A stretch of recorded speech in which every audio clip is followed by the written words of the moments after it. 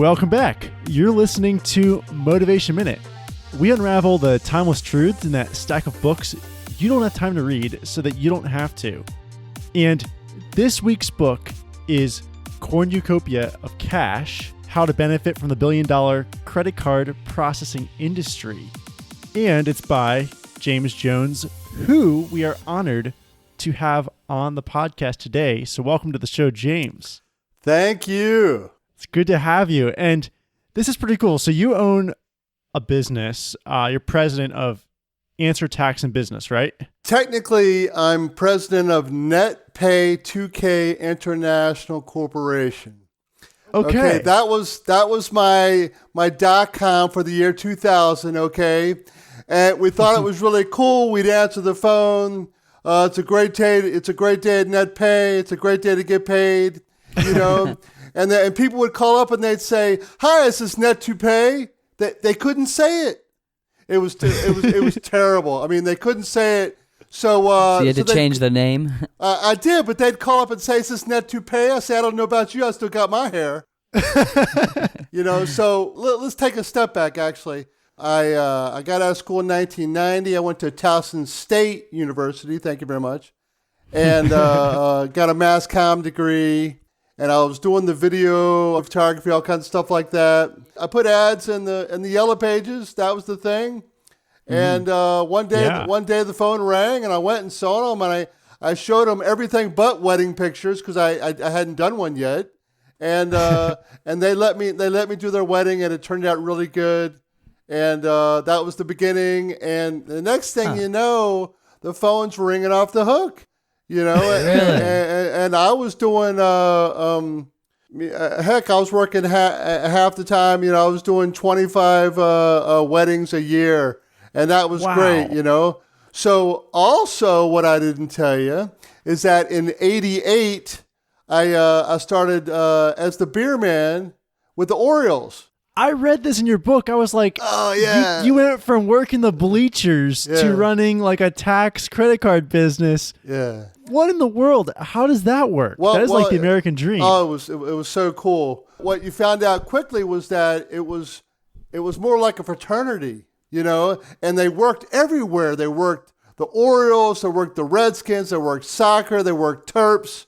I mean, they worked World Series. They worked That's amazing. Super Bowls. And it was great, man. I got to meet all these people. And I mean, I'll be walking down the street in Baltimore or anywhere, and somebody will say, "Hey, who's the man?" You know, Jimmy the man, you know? So that's amazing. They still remember you. Well, it is. And I could go in section 105, 109 at the Ravens games and see hundreds of people that I know. You know? Really? So that was great. And what was so cool about that was that I had that as income. I had my video photography business going, you know, and I had a part-time, another job too. I was working for Ritz Camera. I was working for Hunt Valley Marriott. So I was hustling, you know what I mean? Yeah. And then 96, I got a job with another company. This guy, total con artist, but he taught me the business.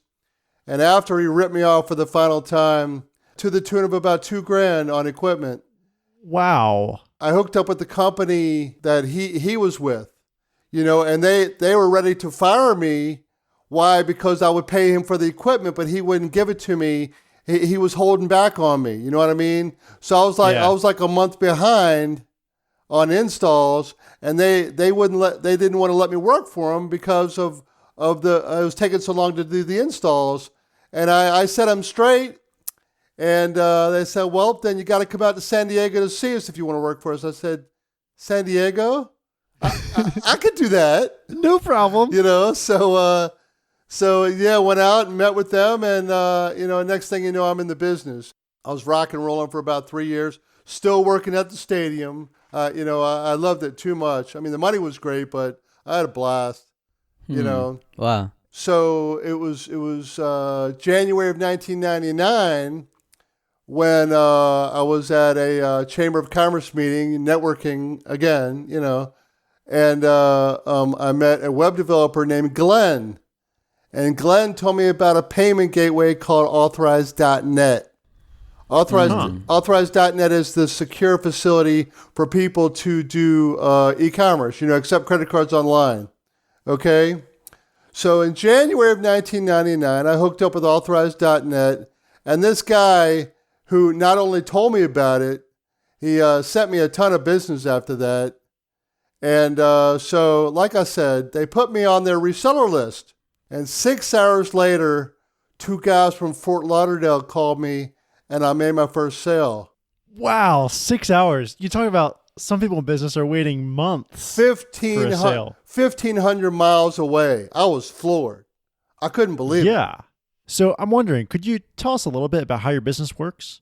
The main thing I do in a nutshell is I help businesses accept credit cards for payment. Now, the thing is, the key really is to help them accept credit cards in the method that's best for their customers. Okay? So for all these businesses that were finding me online, they're looking for a way to accept credit cards from their website, mostly. Okay. When I approach a new retailer store or something like that, they need either a credit card terminal or they need a small touchscreen POS. You got people like plumbers. Okay, that they need to accept credit cards in the field. In their car, where their clients are.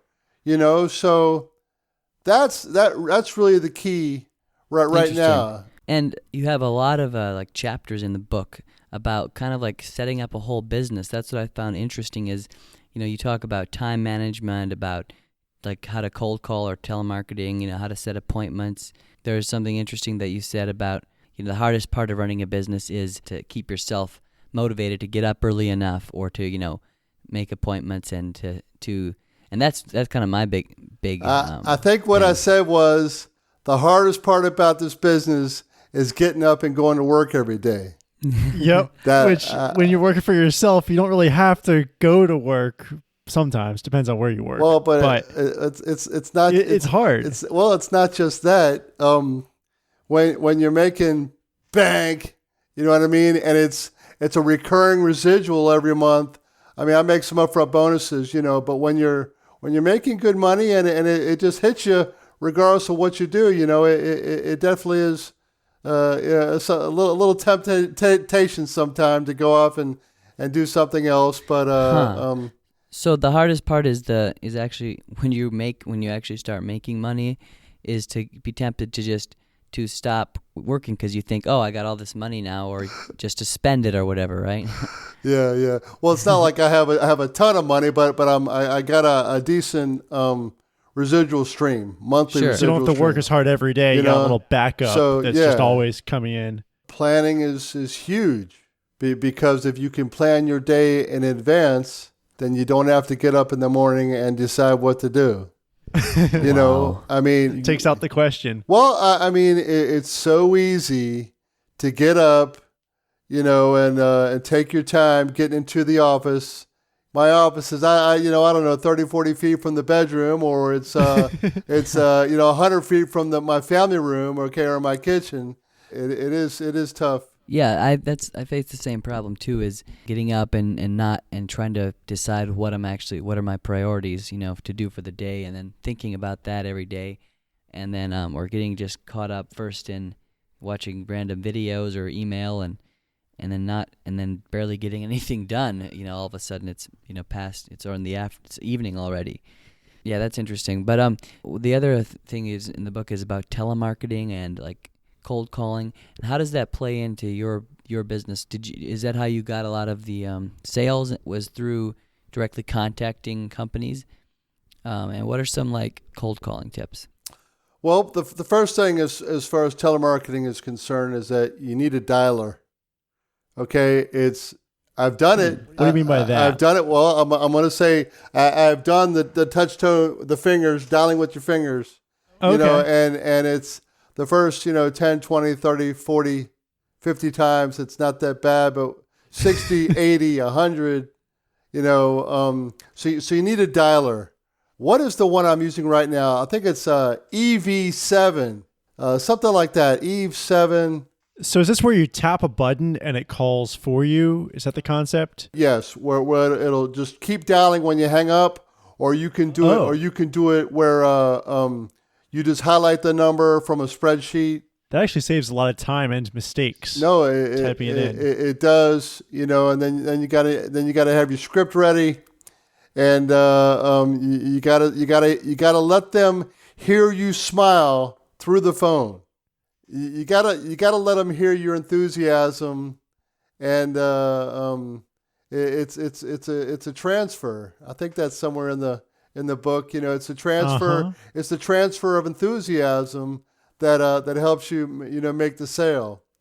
So well, when it comes to telemarketing, 100, 150, 200 or more calls a day, it's tough, but if you can make bank on a deal a week, whoo, much less 2 or 3. So do you still do the cold calling to get your clients? I was making calls today, buddy.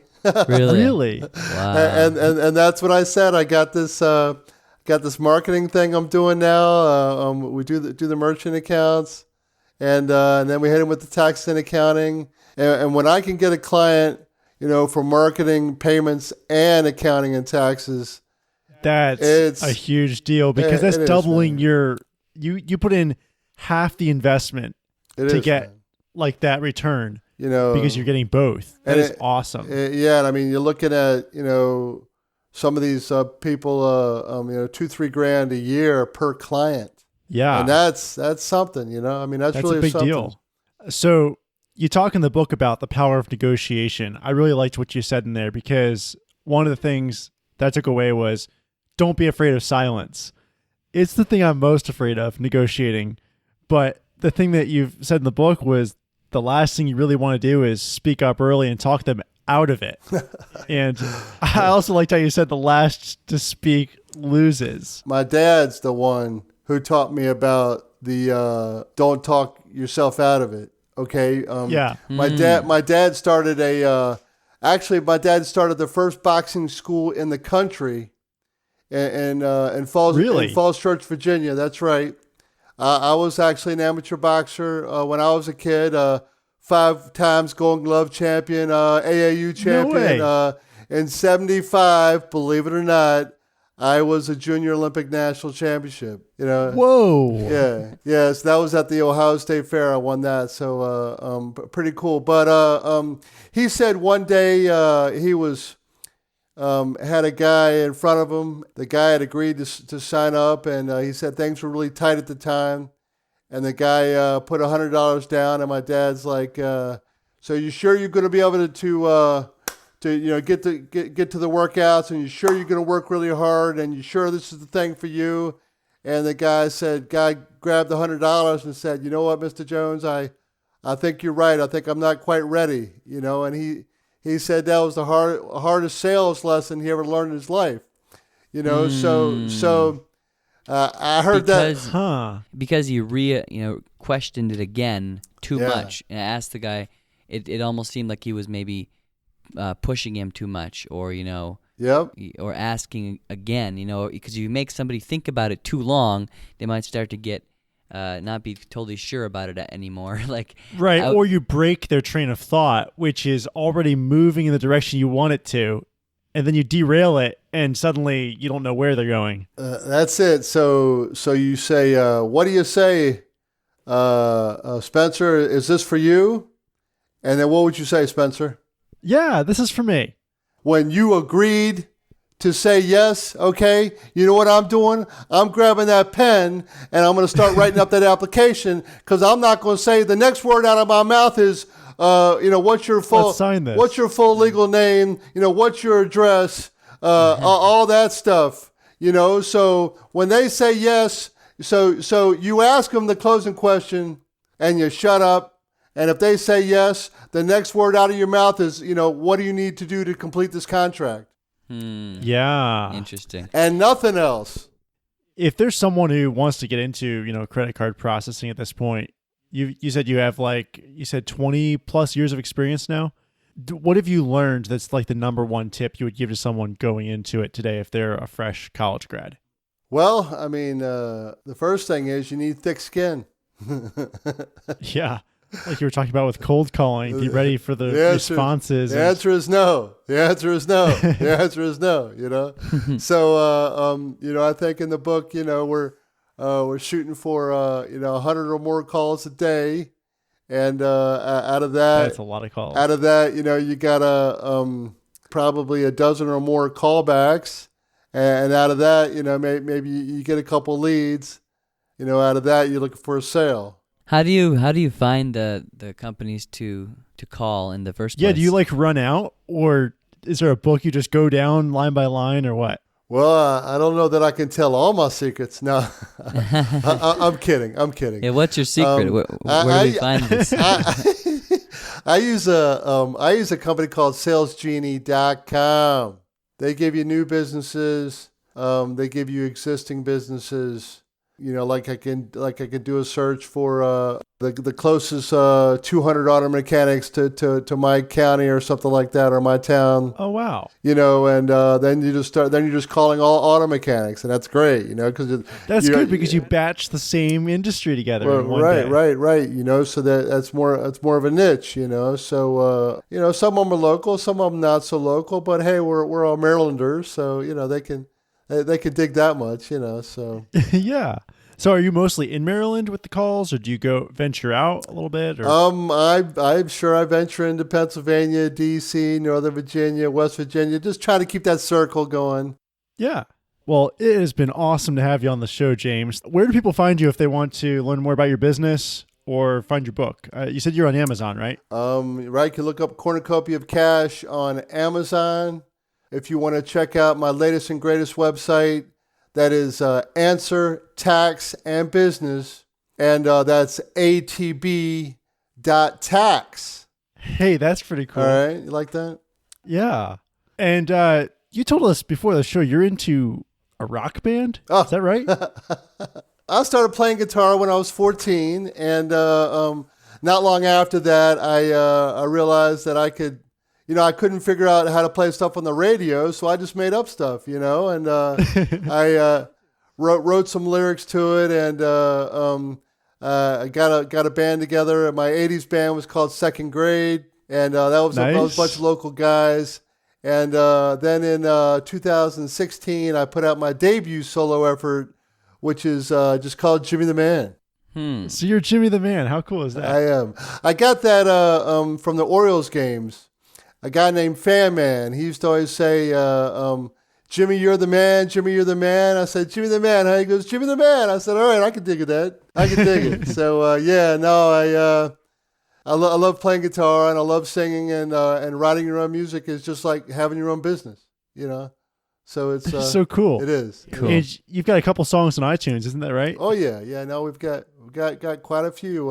You might want to check out how about Making Money, I'm a young man, and on the street, I'm trying to make some money. Get on my feet, I find a job, you get a pad, start making money. Yeah, I'm bad. No, the time is right to get my fill. Start making money, go for the kill. Wow. That's great. That's I funny. just saw you're Jimmy the Man on iTunes. You can check him out there. So thanks for coming on. This has been awesome. Loved having you. Thank you. Really good time, guys. And if you want to hear more episodes like this, we do a book like this every week here at Motivation Minute. Just tap subscribe and you won't miss any of the action. Thanks for listening, and we'll see you next week.